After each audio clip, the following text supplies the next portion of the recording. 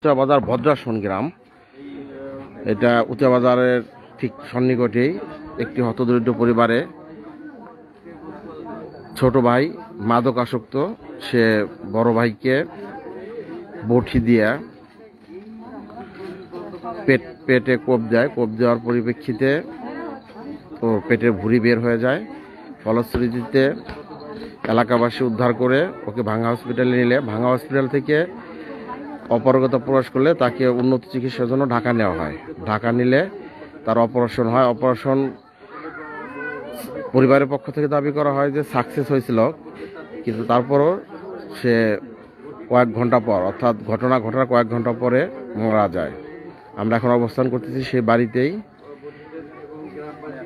এটা ভাঙ্গা উপজেলা তুজরপুর ইউনিয়নের ভদ্রাসন গ্রাম।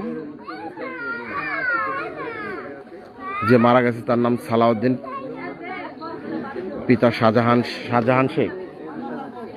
আর যে কোপটা দিছে তার আলাউদ্দিন। তাকে গ্রামবাসী ধরতে চেষ্টা করলে সে পালিয়ে যেতে সক্ষম হয়।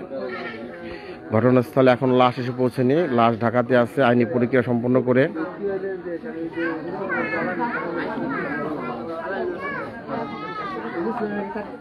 হয়তো পরবর্তীতে ব্যবস্থা নেওয়া হবে। আপনি কি ব্যাপারে কিছু জানেন? আমি কাজে ছিলাম, কিছু শুনছেন না?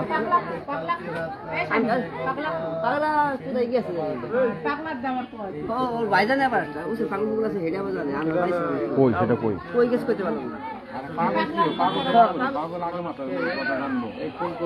তো ভিউয়ার্স, এই পর্যন্তই আপাতত রাখি। আমরা এখন অবস্থান করতেছি তুজারপুর ইউনিয়নের ভদ্রাসন গ্রামে। একটি দেখতে পাচ্ছেন হতদরিদ্র পরিবার, আপন দুই ভাইয়ের মাঝে মানে ছোট ভাই আলাউদ্দিন, যে কিনা একটু মাদকের সাথে সম্পৃক্ত,